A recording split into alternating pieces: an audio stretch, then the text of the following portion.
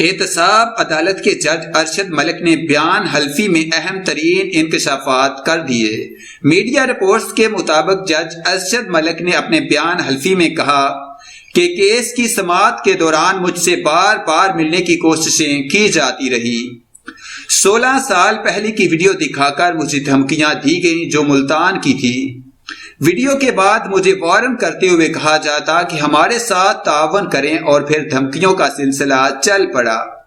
Case کی سماعت کے دوران مجھ سے رابطہ کرنے اور ملنے کی کوششیں ہوتی رہیں۔ مجھے رائے وین محل لے جایا گیا اور نواز شریف سے ملاقات کروائی گئی۔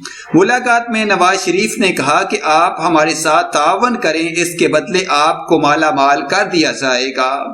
اپنی فیملی کو بتا دیا تھا کہ مجھے سنگین دھمکیاں دی جا رہی ہیں اور میں شدید دباؤ میں ہوں۔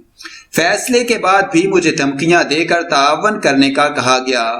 مجھے کہا گیا کہ ہمارے بتائے ہوئے جملے دیں ورنہ ویڈیو لیک کر دیں گے۔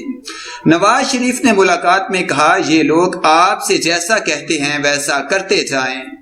ناصر بٹ اور ایک شخص مجھ سے مسلسل رابطے میں رہے۔